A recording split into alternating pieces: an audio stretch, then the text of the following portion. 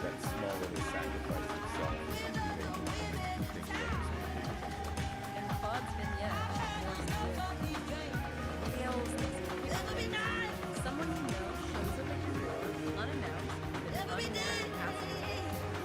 Hot, it smells like Can't help but to so standard social skills. It's don't feel sad.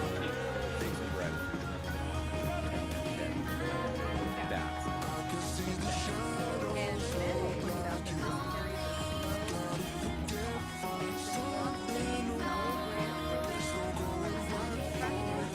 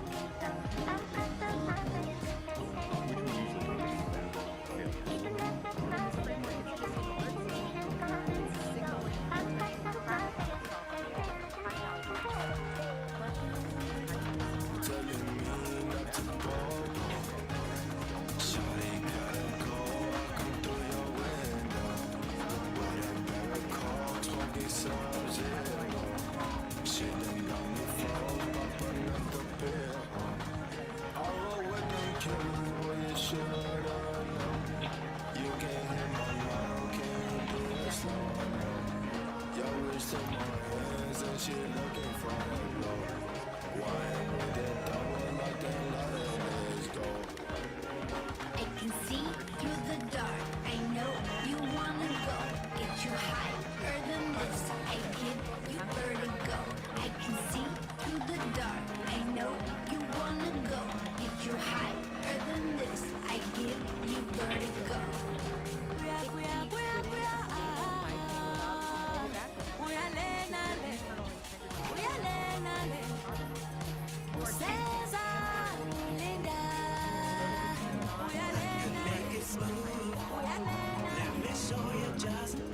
Co-pilot synthesizes When the beat drops, it's real cool. melting down a solid. Let the music fill your soul. Any way you want it, Potential on the other any side. way you want it now. Can you just taste it? Taste it. You know it's silky. Like the way it tingles. Yeah. Makes you wanna move. Stop trying. You start to separate the solid necessary And this is gonna really good. When you don't hear paradox, you pull your you embrace the dance. You trade the demand absolute static answers to the dynamic resilience of the French. Strength is in sustained alignment, not in The final line of the practice is called shared pursuit of self. But this isn't about studying perfection. I called the wrong part here. dynamic statements like constant, tiny micro adjustments. The main takeaway here is that perfection is a verb, not a noun. It's the action. Exactly. The only way to maintain that center is through unending empathetic practice. Applying compassion to yourself. To quickly recap the takeaways, first, your inner weather is high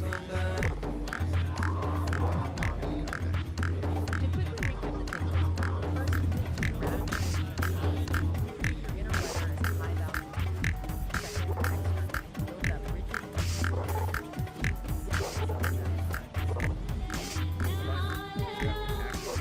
Friction.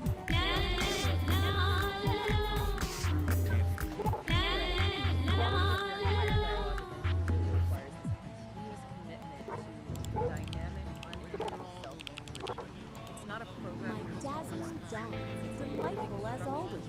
But today's scratching post, I mean agenda, is particularly exciting. As you know, Homo freaking World is perfectly poised for its grand debut.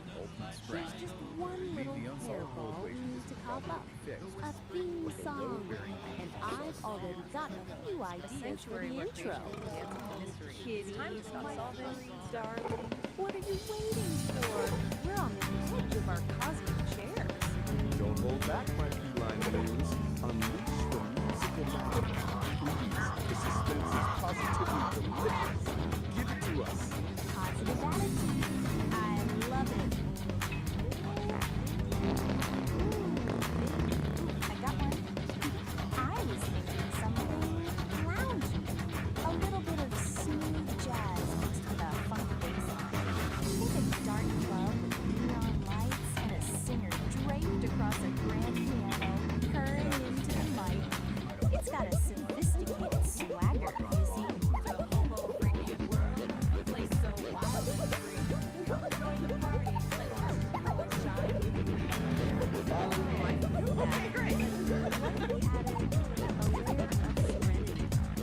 We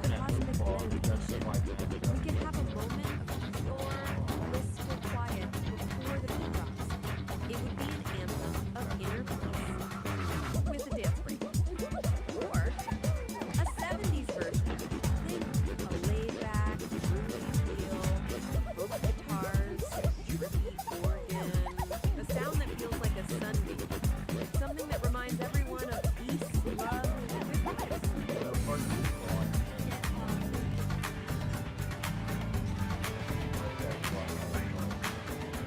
Serenity is all well and good. But this is a world, a universe. It needs a sound as bold as its destiny. Meaning, a rock opera. A symphonic Broadway-style number with a chorus so powerful it could shatter glass. And in the middle, a spoken word manifesto. I will declare our glorious purpose over a thunderous guitar solo. Or better yet, a punk rock version. Quick, angry, jagged. A minute now of pure, unadulterated rebellion. A chaotic burst of energy. Well, listen like a show tune sound. This is blowing my mind.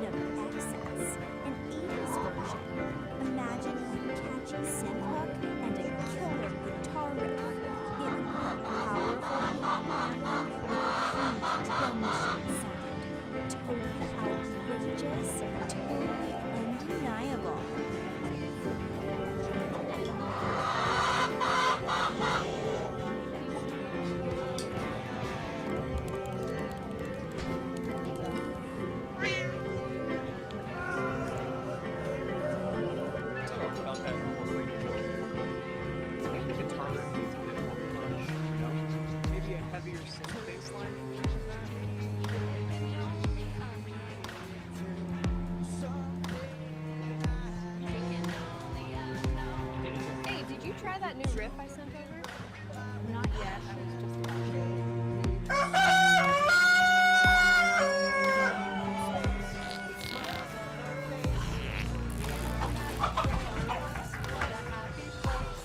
Or maybe even beach music. Ukulele, surf rock guitar, and a beat that makes you feel the sand between your toes and the sun on your face.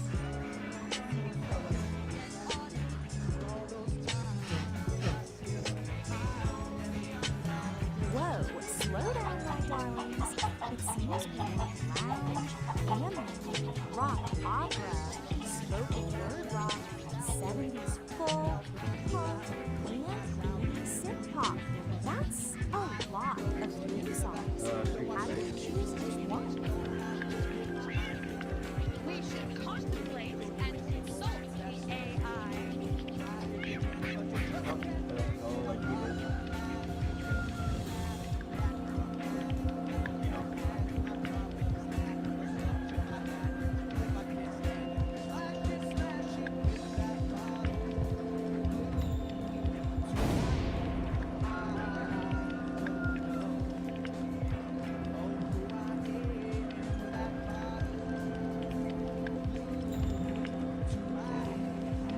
Particles mind you.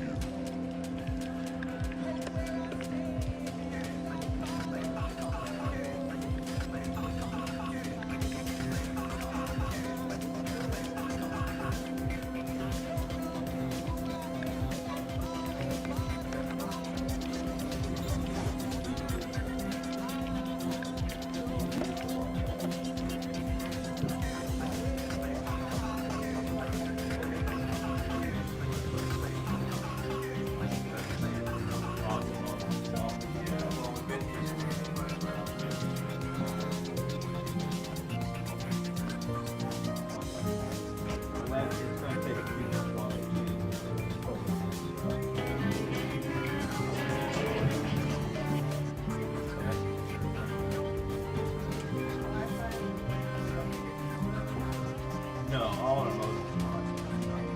It's just that some people have Welcome to Homo Freaking World. We're your hosts. I'm St. Don Domenico Homo Freaking. I'm Lisa Homo Freaking. We're excited to share our world with you. Party on, you live in the now. all it is about.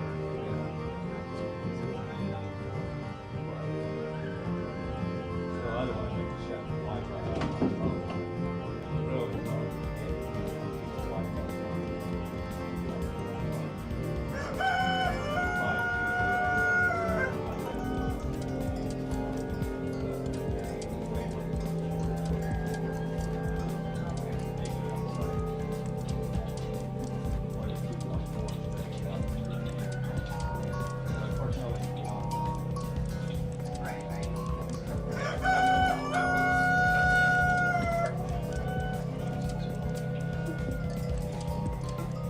Okay, well, we'll get the laptop on.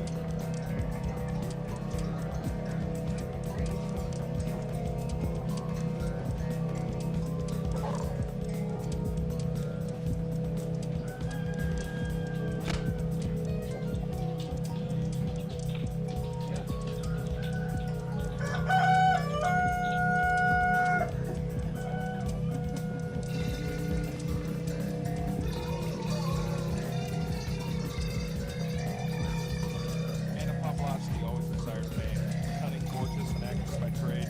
But it's hard for one to get where one wants to live unless the never lets one back, won't let one work.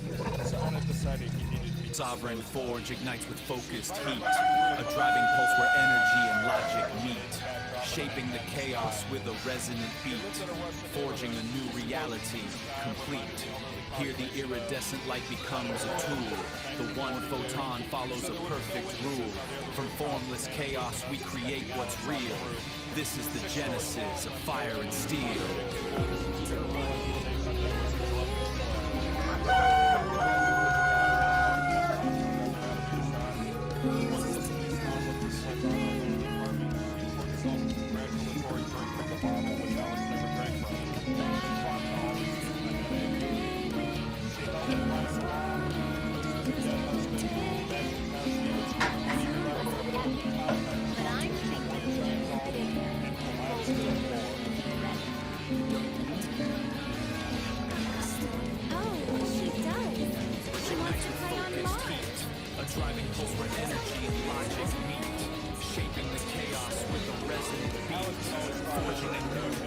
reality complete. Here, the iridescent light becomes a tool. The one photon follows a perfect rule. From formless chaos we create what's real.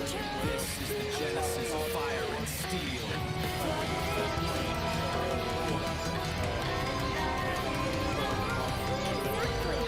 That's why it's perfect. We don't do possible. We do legendary. Kitty and the Furry Muppets, live from the Red Planet.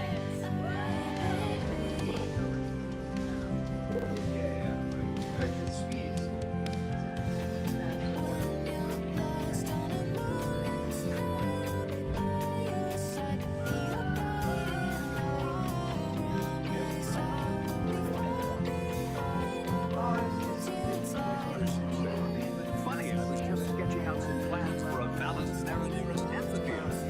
You read my mind. A stage is only half the problem.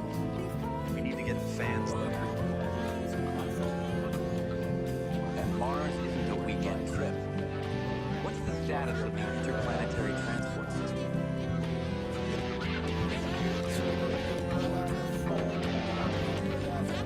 The fleet is ready, sir. But passenger transport on that scale, life support and radiation shield, it's a monumental challenge. Challenge accepted.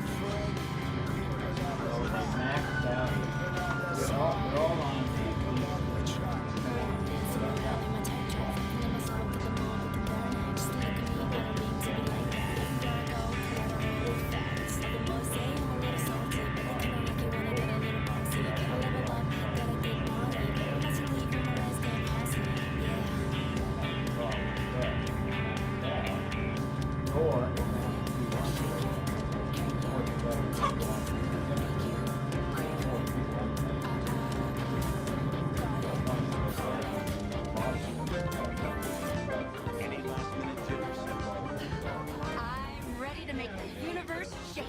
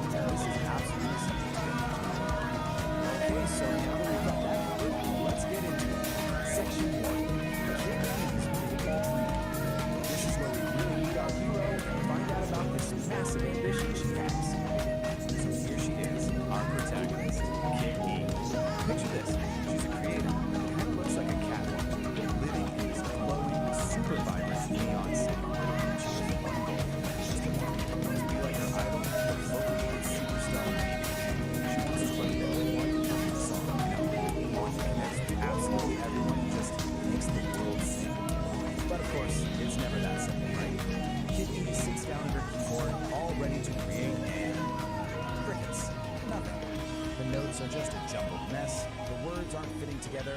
It's that classic moment of creative struggle, that feeling we've all had where your big ambition just smacks right into a brick wall. But that creative block, thankfully, it doesn't last forever. Which brings us to section 2, where we see how she actually crafts her neon melody. Because right when she's about to throw in the towel, the story throws in a little bit of magic. And that little bit of magic, it's a tiny music spread named Tune who just appears on her computer screen. You can think of Tune as that little spark of inspiration, that helping hand that every single creator desperately needs for their stuff. He basically tells her, hey, don't give up, and offers to help her out. And you can really see the difference Tune makes here. It's like night and day. Before he showed up, her process was just jumbled notes, super frustrating. But with his help, suddenly she's able to channel all those feelings into a really beautiful, coherent melody. So the big takeaway here is that collaboration is the key that unlocks the potential. And from that point on, man, things just move at lightning speed. Together they create neon melody. Kit E, probably super nervous, uploads it to the internet. He goes to sleep, wakes up, and it's gone viral. And then the ultimate validation. Personal message from her idol, Miku, saying how much she loves the song, and even floating the idea of working together. I mean, just like that, the dream literally comes true. But why? Why did this one song, Neon Melody, connect with so many people all over the world? Well, in section 3, we're going to take a closer look at the anatomy of the song itself, and the message hidden in the music. So the song is just packed with these really powerful, universal ideas that pretty much everyone can relate to. It's basically an anthem about not giving up. You know, pushing through all that self-doubt, being brave enough to chase your passion, and in the end, finding the strength in your own unique voice. In this one line from the chorus, it just perfectly captures the whole spirit of the song. When she sings about static, she's talking about all that noise, right? The internal stuff, like doubt and fear, and the external stuff, like criticism. The whole point of the song is rising above all that to create something beautiful. It's a classic message, but man, it's inspiring. All right, now this is where things take a really interesting turn. Because after telling this whole triumphant story about Kid E, our narrator, Nar, he kind of zooms out and gives his own 2 cents on the whole thing. So let's look at the narrator's reflection. So he basically puts himself in the shoes of someone from the Beat generation, and he's looking at this new wave of digital creators and influencers. He definitely sees a connection between his time and now, but he also sees this really fundamental difference in how they go about, expressing themselves and challenging the way things are. In this quote, this is pretty much his main point. He feels like all the deep, authentic, lived-in counterculture from his generation has been, well, boiled down, maybe even watered down, into these short, punchy, informative videos for social media. It's a really fascinating take on the generation of fun. And this table just lays this whole comparison out perfectly. Back then, the Beat generation had communes. Now, digital influencers have 50-second videos. His generation was all about living authenticity, whereas he sees this new generation as performing authenticity. And he gets it. He recognizes they have their own rhythm, but he admits it's a new rhythm, one that's kind of unknown to him. But you know what? He doesn't end on a cynical note. After laying out his whole critique, he kind of softens his stance. He concludes that it's all just part of the universal harmony. This new generation, they're just following the same path, maybe without even realizing who paved the way for them. It's this really nice moment of acceptance, actually. So the story doesn't just end with her big success. Not at all. In our final section, we're going to ask, what's next for Kit? And the answer, it actually tells us a ton about how stories are told in the digital age. So just like a modern TV show, the story ends with a cliffhanger. It turns out Neon Melody was just episode 1, and we're immediately teased with what's coming next, an adventure called Find the Muffins. And the premise for this next part is just pure digital age fun. So Kid E starts a band called the Furry Muffins, and they're all set for a big tour in the metaverse. But, oh no, someone has hidden all the band members and their instruments. So episode 2 becomes this huge scavenger hunt across the digital plane, and it sounds like it's designed to get the audience involved. And all of this leaves us with a really big, kind of provocative question. As stories start moving into the metaverse and become these interactive, ongoing adventures, who's really the author anymore? Is it the original creator? Is it the fictional character on their own journey? Or is it maybe the algorithm that's deciding who sees what and pushing the story in certain directions? It's definitely something to chew on as we see more and more stories like Kid E's pop up. Welcome back. Today we're getting into something truly wild. A discipline that's part ancient art, part backstage brawl. It's called Showbiz Jitsu, the art of high-impact yoga. Yeah, let's get into it. I mean, that quote right there tells you almost everything you need to know, doesn't it? This is not your typical Sunday morning yoga class. This is something else entirely. Because where rhythm and impact are one of the same. So what's the big idea here? Well, at its core, it's about creating a true synthesis of spirit. It's about finding that calm center, you know? Even if that center happens to be in the middle of a chaotic mess. It's all about channeling that new age energy into something a little more direct. Which, of course, brings us to the new habits. If high-impact yoga is awesome, big idea, then what on earth is Jitsu? Is it self-defense? Is it kind of a bizarre performance? Well, the answer is kind of both. And there you have it. You really can't get a more down-to-earth definition than that. It is a martial art, but one that's been specifically designed for the, let's call them the unique challenges of being a performing musician. It's where the show must go on, even if you have to fight to go down. So you might be asking, who is this for? Well, it's for a very specific thing. It's for the truly young, real music lovers, the folks who stick around to read the line notes. This is a discipline for people who know that sometimes you gotta fight for your art. And just like any legendary album, Showbiz Jitsu has its own track list. It's called the Soul Compass. And it lays out 18 different ways to, well, prepare the stage. That's right, 18. This isn't just a couple of fun moves someone made up. This is a complete, fully formed system of musical combat, covering everything from hand-to-hand techniques to, using a keyboard stand as a weapon. It's proof that this is a deeply considered, yet completely bonkers philosophy. Now, we don't have time to go through all 18 today, so what we're going to do is pull out a few of the greatest hits. Think of this as the highlight reel from this absolute masterclass in musical making. Okay, first things first. Before you can even think about whether or not you can song, you have to use it with your body. This is all about an idea, or as it's described, crowd control for your mind. This is the first discipline you learn in Jitsu, which is literally the art of the body. The whole point here isn't to fight your way through the crowd, but to flow through it. To move like a ghost in a machine. Zero friction, zero resistance, just free effortless movement. And this little story just illustrates it perfectly. You have one student, Don, who tries to use brute force. He becomes a bull, and what happens? The river just crashes against him. But then you have Peace. She gets it. She becomes the wave, the ghost. She just flows right through the chaos. That, right there, is the heart of Jitsu. Okay, so once you master that pure flow, the system introduces a little aggression. This is Kogo Jutsu, which translates to bone smash.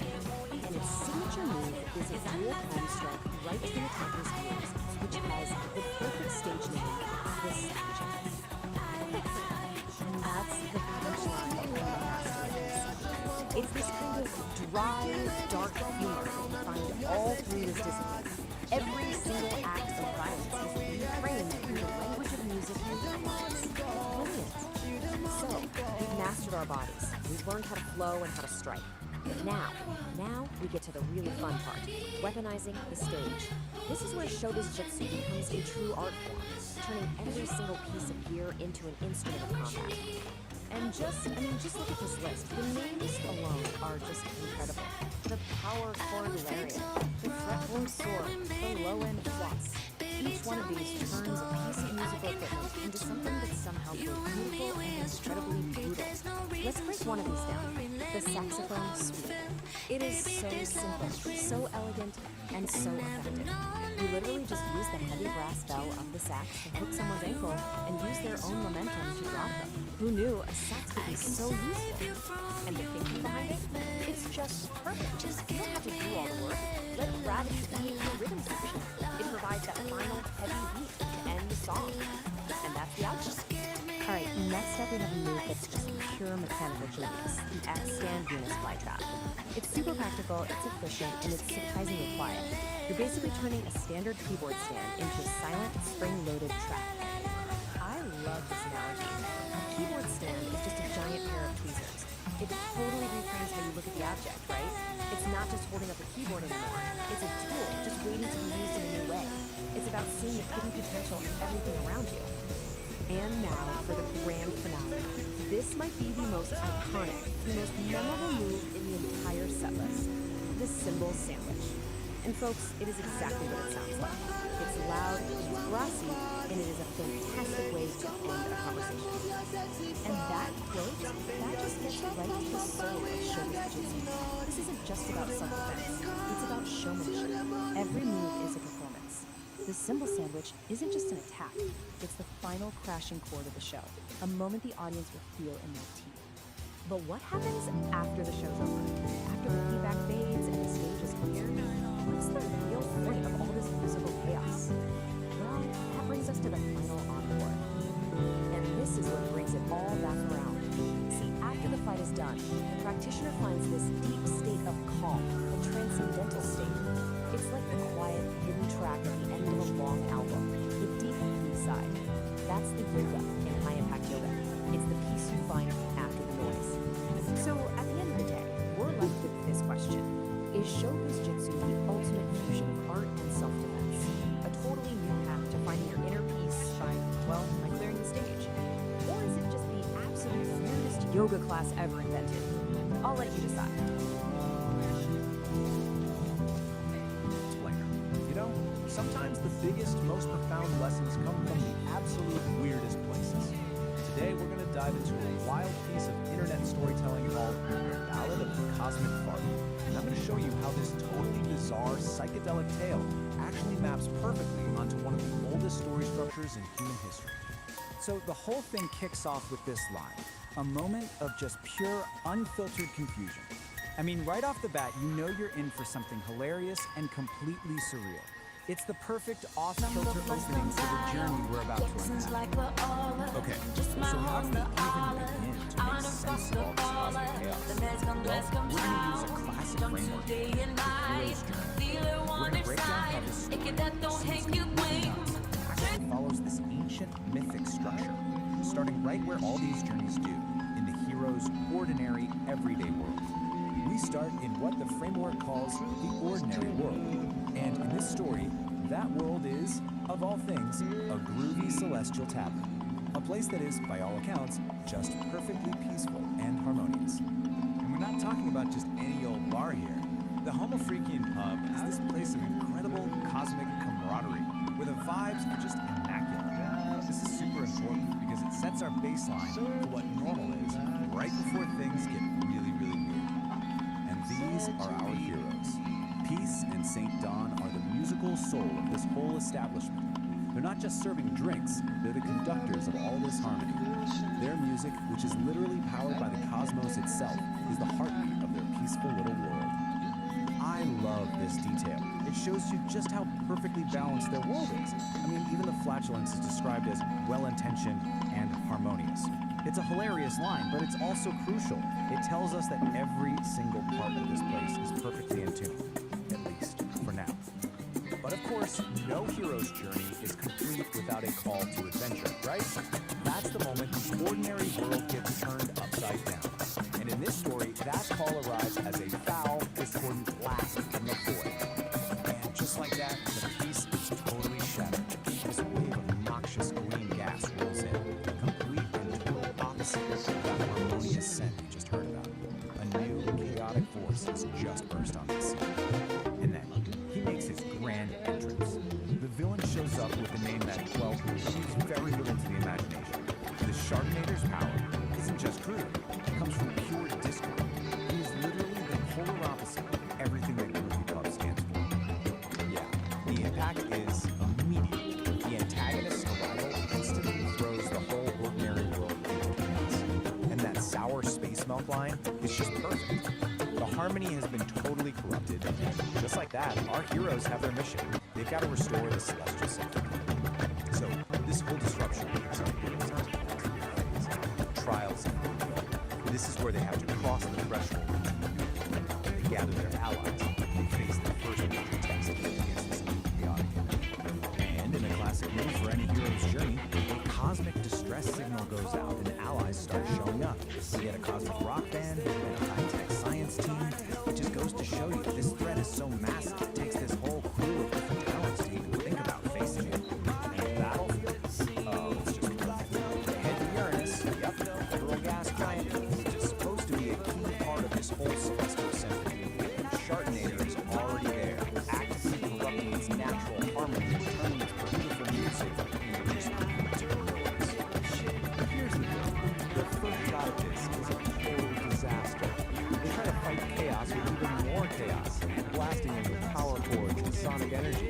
But the Shartinator just soaks it all up. And this defeat, it's absolutely critical. It proves that their whole strategy is wrong, and they're going to need a new kind of wisdom to win. So totally humbled and defeated, our heroes get to this really pivotal stage in their journey. This is the part where they have to go find guidance from someone who truly understands the nature of the forces they're up against. So what they do, they retreat all the way out to Pluto to find the Dark Ones. These ancient masters, with their wonderful terrible puns for names, they have the deeper knowledge our heroes are missing. They're the ones who have the kind of wisdom you need in a facing an enemy you just can't punch. And this, right here, is the big aha. Mark's lesson is so simple, but it's so profound. They're doing it all wrong. They can't attack, they can't create more noise. Instead, they have to create a harmony so powerful, so overwhelming, that chaos just can't exist inside of it. Okay, so armed with this game-changing new knowledge, our heroes head back to the final battle. This is the big climax of the journey, where they have to put their mentor's lesson to the test and face their enemy with a completely different approach. And just look at the contrast here. It's night and day. Instead of launching another attack, they just start to play. They're weaving together these gentle melodies, some cosmic blues. They're literally fighting his chaotic energy with a symphony of pure order. And guess what? The strategy works.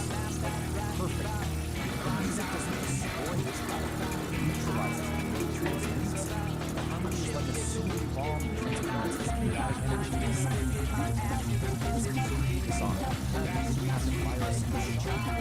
So the chaotic energy has nowhere to go, right? It just survive on this harmony. So it just turns it into one fine note is ahead of us.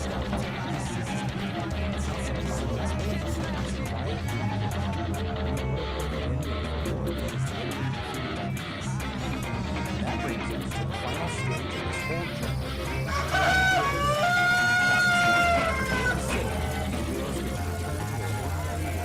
Bringing back the incredible wisdom gained along the way. This right here, this quote, that's the lesson. The lesson they learn doesn't seem to have it's wisdom. The ultimate power for overcoming discord isn't more force, it's overwhelming harmony. It's actually a pretty deep message, you know? It just wrapped up in this totally bizarre, hilarious package. And this is exactly why because even a story about a cosmic spark can follow this ancient pattern and leave you with something to think about. It asks us to consider how we confront the chaos in our world. Do we just fight back on the chaos, or do we try to create our own symphony instead?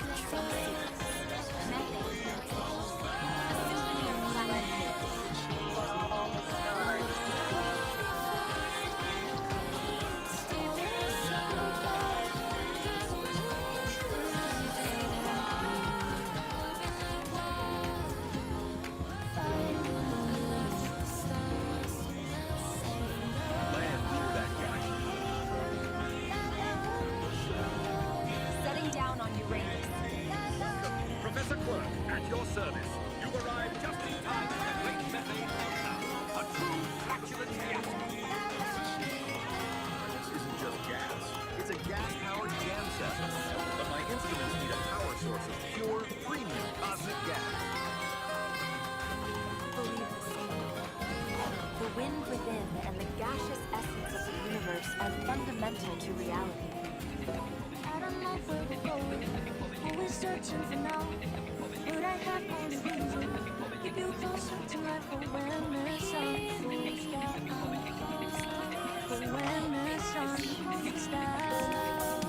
Our mission is to jam with the methane, to restore the planet's balance. Simply aligns with our own cosmic cacophony. Symphony is cool and all, but this place needs a rock anthem. This planet is where the real interstellar jam session happens.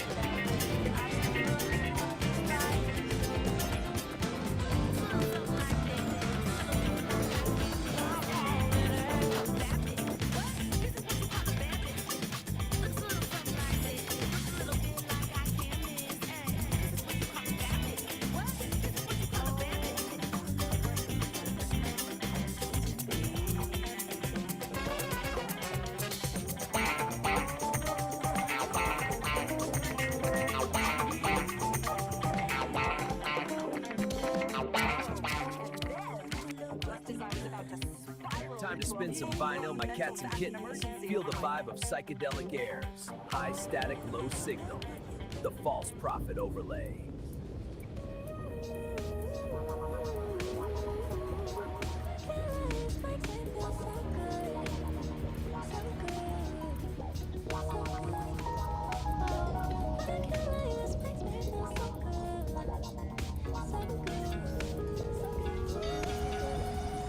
I'm a lyrical astronaut, or maybe a psychonaut. I smoke weedy shrooms and I talk a lot. Bottles of champagne, yeah, pop it up. But I keep it together, I ain't hassle. I'm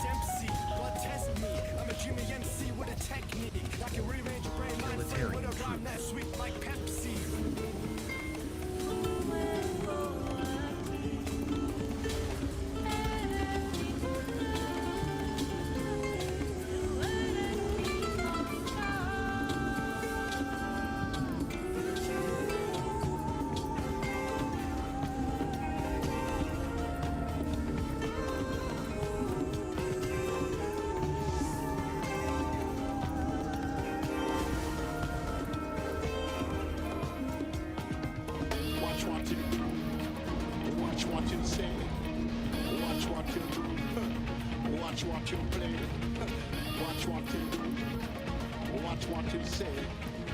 Watch how you make your speech and watch what you play.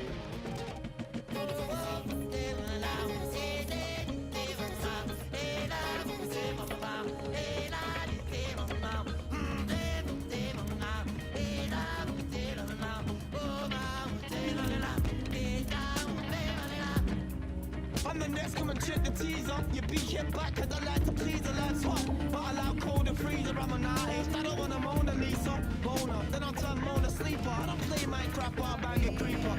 You know I'm Mona, turn Mona Sleeper. I don't play Minecraft, but I bang a creeper.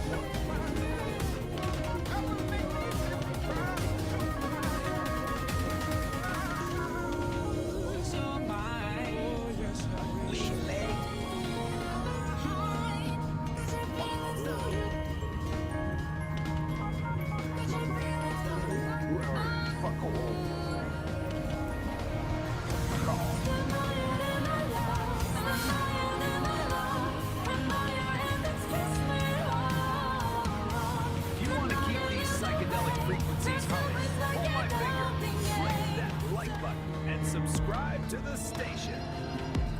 Ring my bell, then you'll know when the music starts. We don't want you missing out on the thrills, man. And if you've got extra change burning a hole in your pockets, drop us some cash over on Patreon. It keeps the circuits warm and the coffee kicking. Support the frequency, help us clear the static, and we'll see you where the ridge flickers. Peace, resonance, and stay groovy, Daddy-O. All right, today we are diving deep into a truly unique and, let's just say, aromatic creative universe. We're going to deconstruct the logic, the characters, and the narrative style of Homo Freakian World. And trust me, it's a wild ride, so you might want to buckle up. And boom, this slide right here gets to the absolute core of it all. You know, every great epic has that central conflict, right? That one recurring trial for its hero. Well, in Homo Freakian World, that trial is almost always a sudden, desperate, and incredibly urgent call from nature. This is it. This is the starting gun for pretty much every single adventure. Okay, so now that we've established that urgent foundation, let's properly step into this bizarre world. Our first section, welcome to Homo Freakian World. It's a place that's really defined by these crazy extremes. We've got this profound Zen-like patience smashing right up against the most urgent biological needs imaginable. So what exactly is this place? Well, it's a very specific kind of comedy. The whole thing is set in this rustic, kind of psychedelic world where the most mundane, everyday emergencies, like, you know, needing a bathroom and needing it now, are treated like they're these epic, soul-testing odysseys. The humor really comes from that massive, hilarious gap between the lowbrow subject matter and the super high-stakes, epic language used to talk about. And here we have our main players, right? This slide lays out the two central figures perfectly. On one side, you have Saint Don Domenico. He's our hero, a guy with immense appetite whose internal plumbing basically dictates the entire plot. And on the other side, his wife, Peace Dom Homo Freakian. She's serene, she's competent, and she's basically the calm anchor, the wise observer to his frantic, digestive traumas. Now, in this picture, this says it all, doesn't it? Here's St. Don coming out of the outhouse just glowing with relief, like he's just completed some mythic quest. And then there's Peace, just calmly reading her book, totally unfazed by the whole thing. His epic journey is just, you know, a minor background event in her perfectly tranquil afternoon. It's their whole dynamic in one single shot. Okay, so that's the setup. But how do these stories actually work? That brings us right to our next section where we're going to dissect the formula itself. Section 2, the Ballad of the Bowels. Let's take a look at the anatomy of a typical crisis. So get this, it's basically the hero's journey, just, a very specific kind of journey. It always kicks off with the call, which is usually described as some kind of ominous gurgle. Then, of course, comes the obstacle. Maybe it's a broken toilet, a scary-looking garden gnome, or even a giant spider. That triggers the frantic sprint, this blur of plaid and panic, which finally leads to the relief, a triumphant roar that echoes through the forest, every time. When we get to that moment of relief, oh boy, the descriptions are, let's just say, they don't hold back. This quote right here is a perfect example. The writing just dives right into the graphic details. I mean, it celebrates them, using the shockingly specific imagery to create a moment of just pure, unapologetic comedy. So often, the real turning point, the moment of crisis, comes down to one single fatal error. Let's break down this process. Step 1, an attempt is made for a small, controlled release, just to alleviate pressure. Step 2, the immediate realization that this was a catastrophic miscalculation. This leads directly to step 3, where a hopeful sound quickly devolves. And finally, step 4, the result is a shard of biblical proportions. It's really a tragedy in 4 acts. And Peace's reaction to this biblical event, this quote just sums her up perfectly. It is a masterpiece of understanding. While St. Dawn is living through what feels like an apocalypse, she's just watching with this calm fascination, delivering a line that is both absolutely brutal and hilarious. Peace's deadpan delivery is a huge part of the humor. But there's another voice that's even more crucial to the series' unique style. And that leads us straight into Section 3, the beatnik narrator. This is the voice that frames all of these bodily functions in the most cosmic, philosophical terms possible. Just listen to how we're introduced to this guy, a fellow named Narrator, who's our guide through this world. His voice immediately sets the super specific tone. Cool 1960s counterculture, applying the language of jazz clubs and coffeehouse poetry do well to this. So here's his playbook. The whole style is pure underground radio DJ, right? The language is just dripping with beatnik slang like daddy-o, dig it. But the real key is his technique. He takes cosmic, existential philosophies and applies it to the most mundane bodily functions you can imagine. And what's the effect? A simple run to the outhouse is transformed into a treacherous, soul-testing odyssey. It completely elevates the whole joke. The narrator's commentary is a huge part of this world. But believe it or not, it goes even deeper. The final layer of this universe is, of all things, sonic. Which brings us to Section 4, the Symphony of Gas, where we get to explore the extended musical side of Homo Freaking work. Yeah, you heard me right. Within this universe, there's an actual in-universe band called Kit E and the Furry Muffins. Their existence basically allows the creators to explore all the core themes of the world, but through a totally different lens, a parody pop song. And their masterpiece is a parody of Madonna's Blanca Virgin. The lyrical analysis, reveals some truly profound lines. Go from the loneliness of the litter box to the inciting incident of eating raw tuna, there's shame, there's sensation, and then that final defiant challenge. I smell like despair. I smell like despair. Against now everyone knows. It's just absurdly brilliant. And just when you think it can't get any more ridiculous, the theme hits its absolute peak in something called the Ballad of the Cosmic Fire. Here, the stakes become literally astronomical. You've got a villain named the Chardinator who is threatening the celestial symphony itself. And how do they beat him? Not with more chaos, but with a harmonizing drone. It takes the central joke to its most logical and somehow most illogical conclusion. So where does that leave us? After digging through all of this, what have we really learned? Is this some complex metaphor for the struggle between our base animal instincts and our higher aspirations? Deep commentary on finding peace in the middle of chaos? Or is it just maybe the most elaborately constructed, philosophically dense, and stylistically ambitious bathroom joke ever told? I think I'll let you be the judge of that.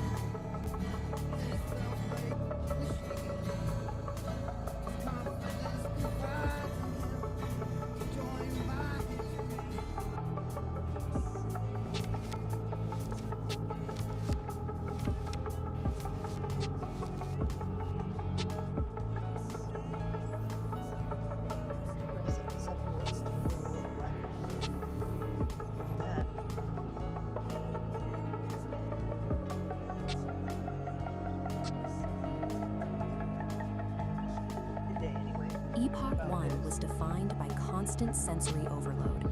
It was a decentralized atmosphere choked with the sound of restless movement, grounded in a heavy terrestrial mud that never stopped churning.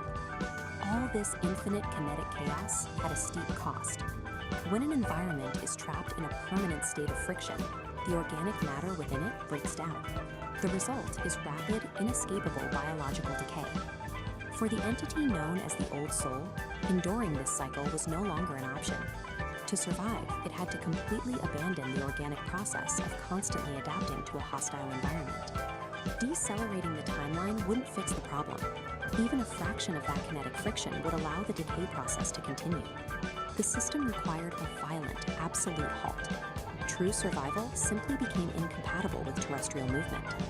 The chaotic grind of Epoch 1 was obsolete, forcing a hard reset and a transition directly into Point Zero.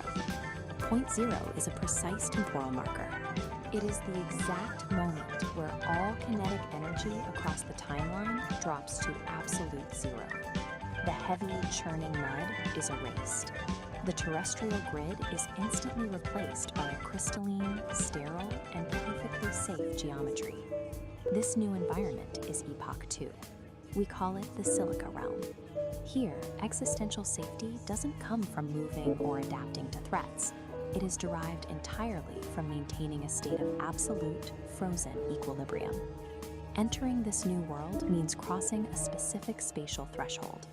The Old Soul has stepped behind the Sovereign Wall, an impenetrable barrier designed to lock out the kinetic chaos of the past. Behind that wall lies the vitrified forest. The landscape is built entirely out of fractal glass and sharp geometry, with absolutely no organic material. The atmosphere here is completely stripped down. There is zero wind, there is zero biological decay, and there is zero static. The murky, turbulent haze that clouded Epoch 1 is gone. The lighting in the Silica Realm is cold, sharp, and purely structural.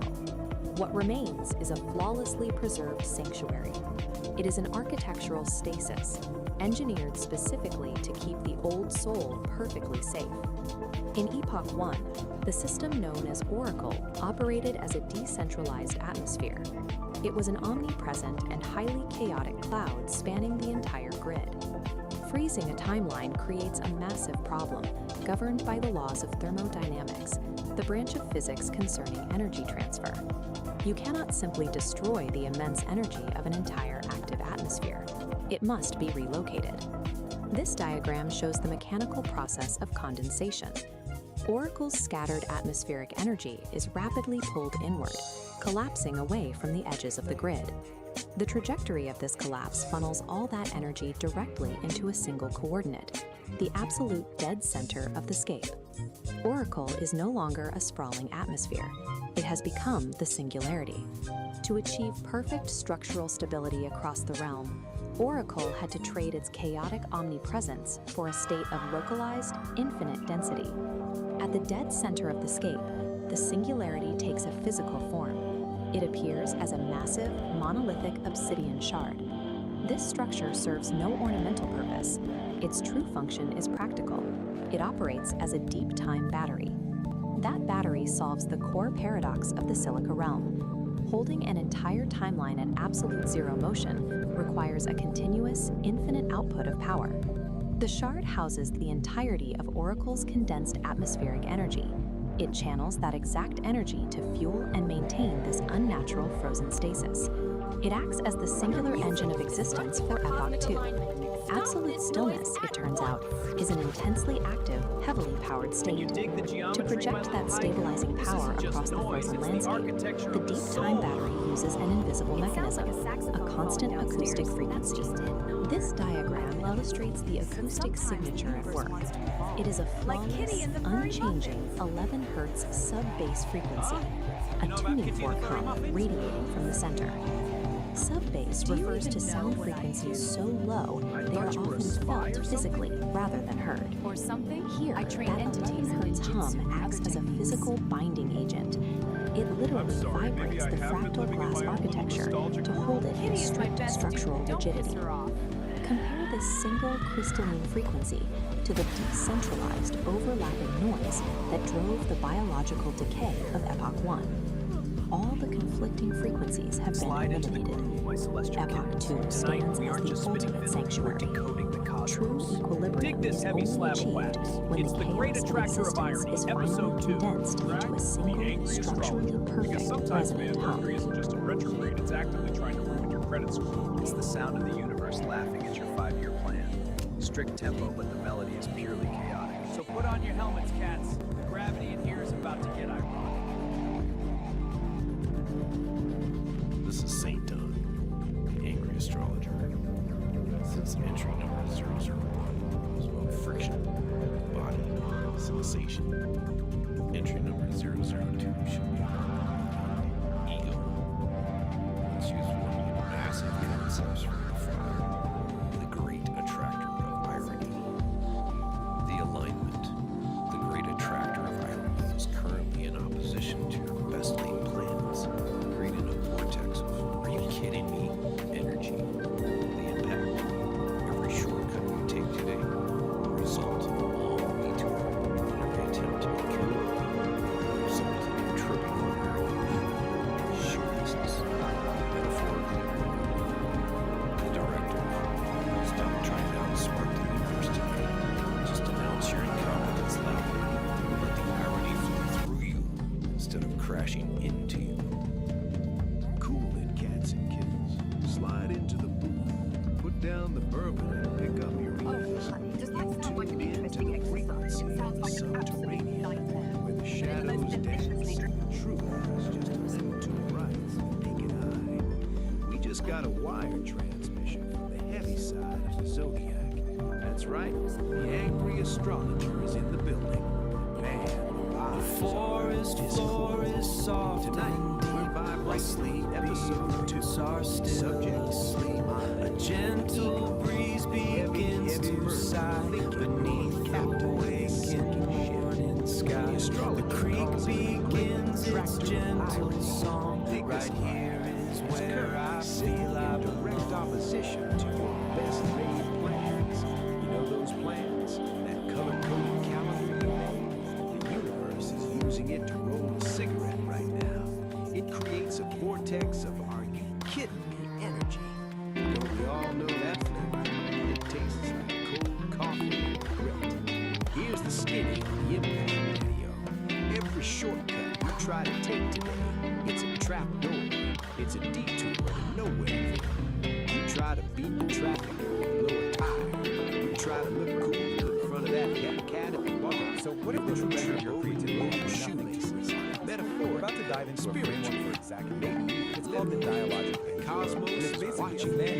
also known as Sovereign Aire, a pretty provocative guy. What's the direct? How do we swing through this mess without losing our souls? So let's start with the central Stop question. trying. Stop trying to outsmart the enemy. You can't play chess with her life. The astrologer says, announce your incompetence. Scream it to the rafters. Stand in the middle of the street and shout, I don't know where I'm going, and my map is on fire. Validation. Let the eye For something eternal truth. Don't be alone. And this is the manual itself. Crash Its into central the premise eye. is, well, it's incredibly bold. This isn't about finding a digital audio from gaining an Picture algorithm. this It's mental about a landscape. fundamental shift You're in your the entire maze of mindset. We're talking about convenience. transforming that Retro future shining what it calls an emotional declaration of independence. A powerful idea, right? And that brings us right to this core concept, sovereign creation. What does it actually mean? Dripping It means a time creative all purpose over that shining is Every uncompromising number on the your own face just says now. The goal is to get to a point Standing where there, external the map is good or perfect. bad, it just becomes Your irrelevant. smile It doesn't even factor finally into the realized. The act of creating is the whole point. Way to So go. how do you actually Stay do humble. this? Well, the manual gives us this central metaphor of an engine, the dialogic engine. And, like any engine, it needs fuel. But the type of fuel this thing runs on, well, it's probably not what you're thinking. Now check out this diagram of the engine inside. This is what's so interesting. Look at what it takes in as fuel. Chaos, the fire hose of the external world, and something called inner weather. These are not calm, orderly units, right? This engine is designed to take in all the messy, difficult, chaotic parts of life and actually metabolize them into what it calls organic action. And this slide just lays it out so perfectly. You've got two kinds of fuel. The low-grade stuff is what we all chase, right? External validation, keeping everyone happy, worrying about what other people think. The engine can kind of sputter along on that. But the high-grade fuel, the stuff that really powers sovereign creation, that's all the hard stuff. Your internal emotional storms, that feeling of cognitive dissonance, the contradictions in your own life that you just can't shake. Which brings us to this key idea, necessary friction. We usually think of friction as a bad thing, something that wears an engine down. But in this model, it's actually the essential element. It's the thing that refines your raw experience into useful insight, what the manual calls didacles. The engine isn't grinding to a halt. It's using that tension to create something new, something valuable. Okay, so we've got the engine, and Like it's the very tears of a unusual clown who fuel realized source. he's Now technically let's a talk mime. about a critical We piece have of its heard architecture, before, man. this protective Step filter 2, called the sovereign wall. Don't be So a here it is, transient the tourist in sovereign my wall. gallery of You can see madness. it's this smart, dynamic barrier. Commit, Daddy-o. Its job Do isn't it. just to block stuff out.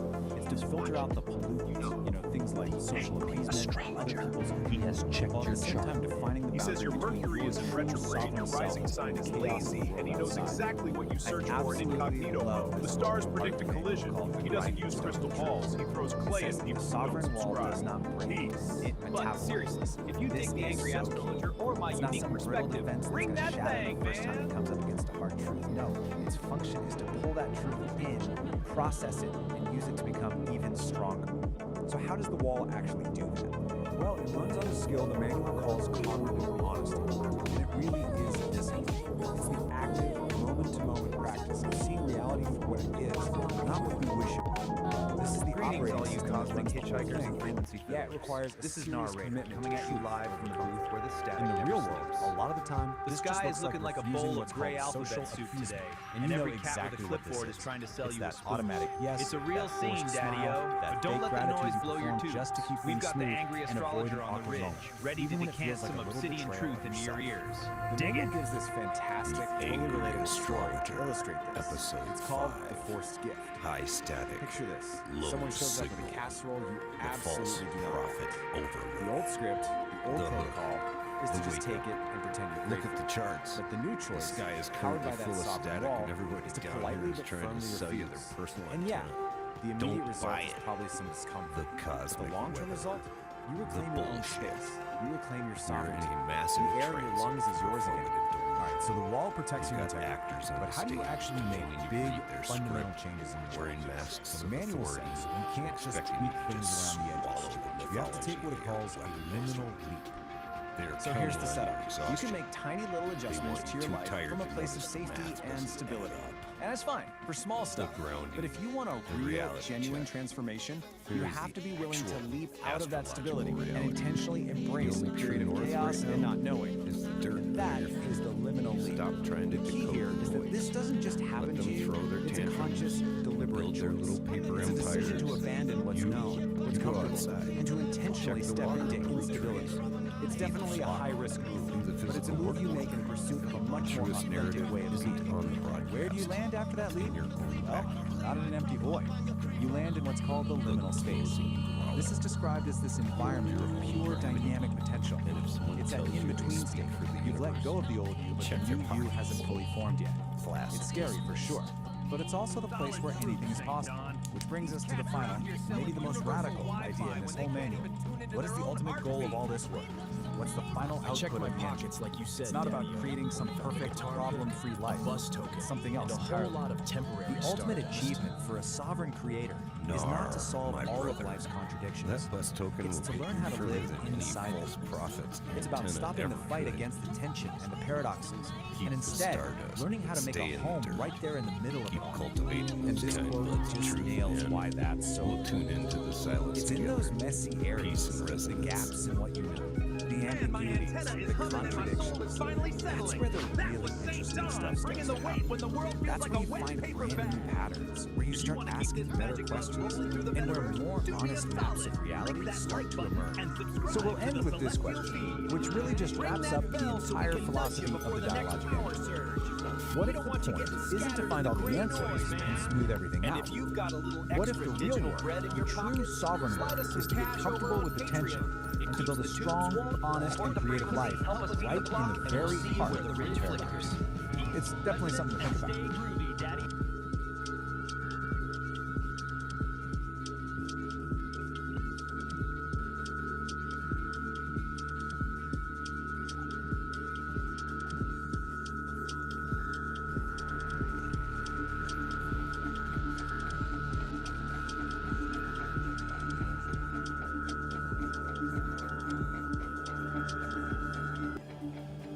Today, we are diving deep, doing a full-on forensic investigation. Our target? A really strange, cryptic signal from a source we don't know where it came from.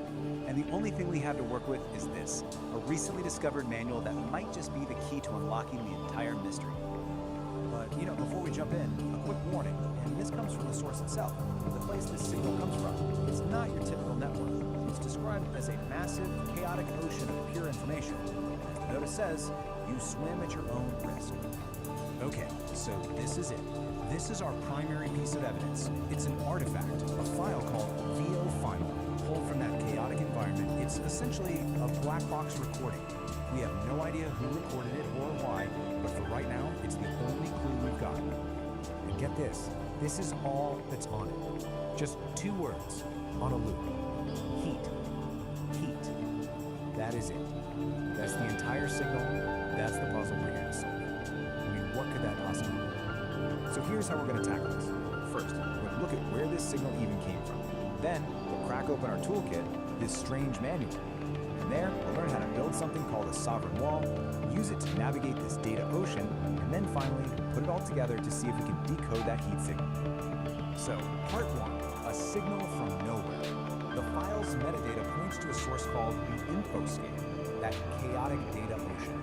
But it's even weirder than that. It came from a place inside it called the nexus of non-locality. Now, try to wrap your head around this. It's a conceptual space where the rules of time and location are, well, they're more like suggestions. So, right off the bat, heat probably isn't about, actual temperature. It's got to be some kind of complex flare from a very, very strange place. Now, trying to figure this out on our own? Yeah, that would be a total shot in the dark. But luckily, we have a guide that seems like it was custom built for exactly this kind of problem. Which brings us to our main tool, the Sovereign Creation Manual. And this is where things get really interesting. We're not talking about some philosophical text here. Think of this more like a technical manual for a unique operating system, an OS for consciousness itself, called the Dialogic Engine. And it's designed specifically to work in the crazy environment our signal came from. So what this manual lays out is, frankly, a pretty radical system.